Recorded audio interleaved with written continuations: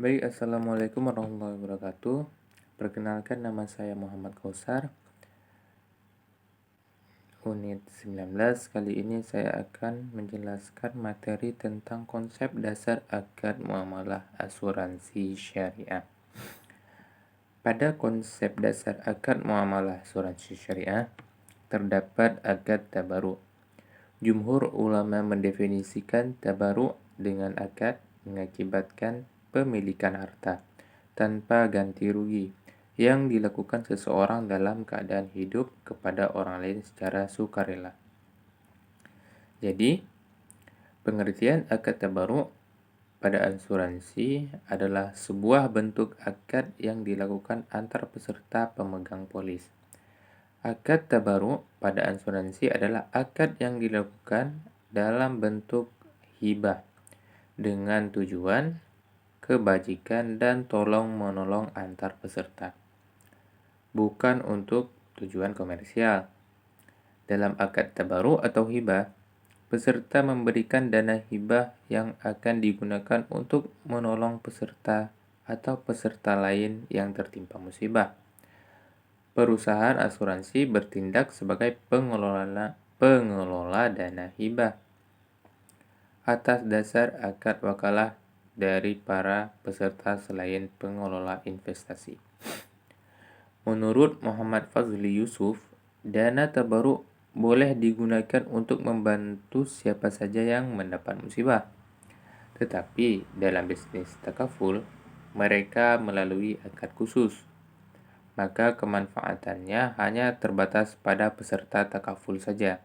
Dengan kata lain, kumpulan dana tabaru hanya dapat digunakan kepentingan para peserta takaful saja yang mendapatkan musibah. Sekiranya dana tabaru tersebut digunakan untuk kepentingan lain, ini berarti melanggar syarat akad dari pertama.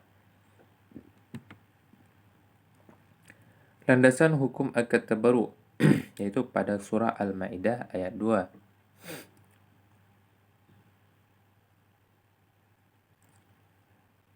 Pada surah Al-Maidah ayat 2. Dan hadis Nabi Muhammad SAW yang artinya, barang siapa melepaskan dari seorang muslim suatu kesulitan di dunia, Allah akan melepaskan kesulitan darinya pada hari kiamat. Dan Allah senantiasa menolong hambanya selama ia suka menolong saudaranya. Hadis Rawahul Muslim dari Abu Hurairah.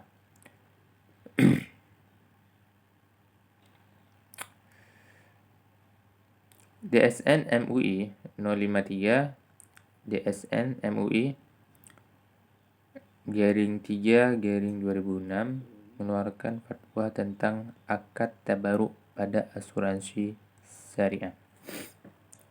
Jenis-jenis akad tabaru. Pada dasarnya, akad tabaru ini adalah memberikan sesuatu atau giving something, atau meminjamkan sesuatu atau lending something.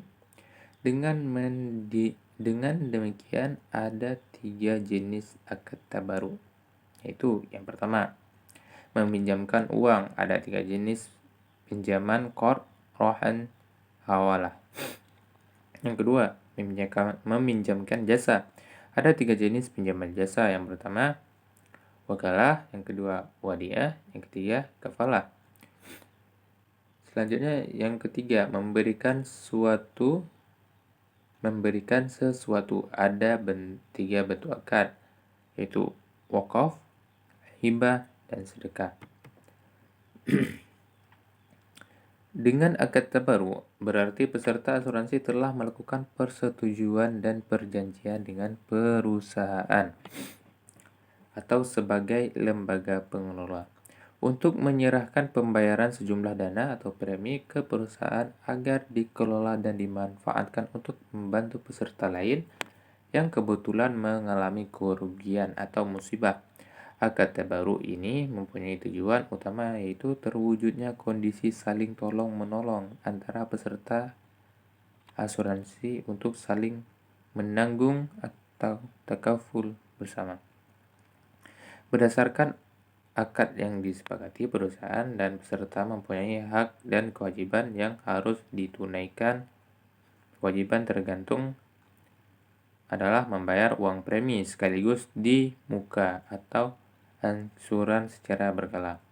Uang premi yang diterima perusahaan dipisahkan antara rekening tabungan dan rekening tabaruk. Sementara itu, hak tertanggung di antaranya adalah mendapatkan uang pertanggungan atau klaim serta bagi hasil jika ada. Dengan mudah dan cepat, kewajiban perusahaan asuransi adalah memegang amanah yang diberikan para peserta dalam hal mengatasi risiko yang kemungkinan mereka alami. Perusahaan juga menjalankan kegiatan bisnis dan mengembangkan dana tabungan yang dikumpulkan sesuai dengan hukum syariah.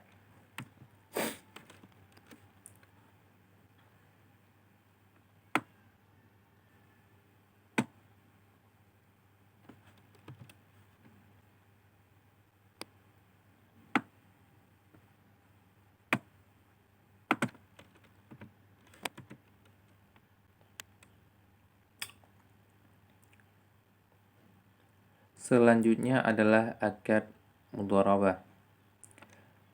Abdullah Al-Muslih dan As-Sawi menyatakan bahwa mudharabah adalah penyerahan modal uang kepada yang melakukan perniagaan sehingga memperoleh persentase kebutuhan yang melibatkan kedua belah pihak, baik sebagai pemilik modal tetapi tidak memiliki kemampuan dalam menjalankan sebuah bisnis yang diinginkan.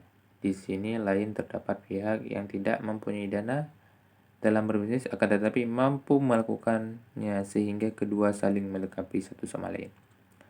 Akad mudharabah terbagi menjadi beberapa jenis, yakni pertama, mudharabah mutlaqah merupakan bentuk kerjasama antara penyedia dana atau sahibul mal dengan pengelola dana atau mudharib yang tidak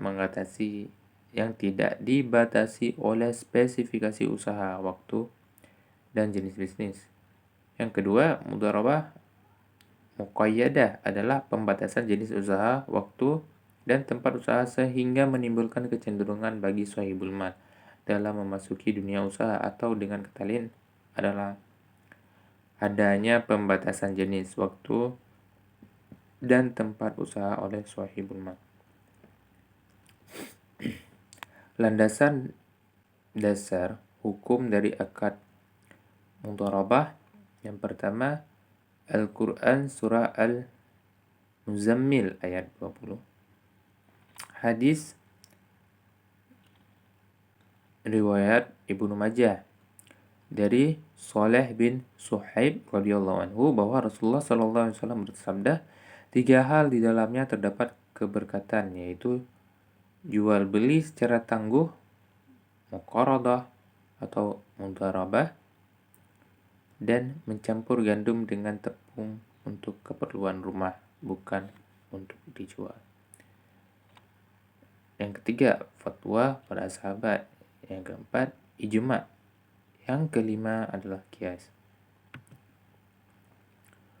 Rukun dan syarat akad mudharabah. Rukun mudharabah menurut ulama Syafi'i ada 6, yaitu yang pertama, pemilik barang yang menyerahkan barang-barangnya. Yang kedua, orang yang bekerja, yaitu orang yang mengelola barang yang diterima dari pemilik barang. Yang ketiga, akad mudharabah dilakukan oleh pemilik dengan pengelolaan barang. Yang keempat, mal, yaitu harta pokok atau modal. Yang kelima, amal, yaitu pekerjaan pengelolaan harta sehingga menghasilkan laba. Yang keenam, keuntungan. Akad mudharabah pada asuransi umum atau asuransi kerugian dengan prinsip-prinsip implementasi sistem mudharabah dapat dilihat misalnya pada operasional PT Asuransi Takaful Umum sebagai berikut. Yang pertama, akad mudharabah. Dengan akad mudharabah berarti surplus underwriting dari hasil operasional perusahaan dibagi di antara operator dengan peserta atau partisipan. Dasar perhitungan mudharabah dihitung dengan menggunakan rata-rata tertimbang surplus underwriting yang diperoleh. Yang kedua, keuntungan akad mudharabah. Perhitungan akad mudharabah harus didasarkan kepada kinerja yang sebenarnya dari takaful atau perusahaan takaful tersebut. Pembayaran mudharabah tidak di-offset langsung dengan premi renewal kecuali atas permintaan peserta. Mudharabah tidak dibayar di muka. Yang ketiga, persyaratan pembayaran mudharabah. Polis jatuh tempo, premi atau takaful kontribusi telah dibayar penuh. Yang keempat, formula perhitungan mudharabah, yaitu periode takaful kontribusi, tanggal pembayaran, rute mudharabah. Yang kelima, tata cara perhitungan mudharabah, yaitu besarnya mudharabah yang dihitung diperoleh dengan cara rata-rata tertimbang dari surplus underwriting. Rasio mudharabah diperoleh dengan membagi rata-rata tertimbang mudharabah yang akan dibagikan dengan premi bruto rata-rata yang dilakukan ke atas. Baik, hanya ini dari saya. Apabila ada kekurangan, saya mohon maaf. Assalamualaikum warahmatullahi wabarakatuh.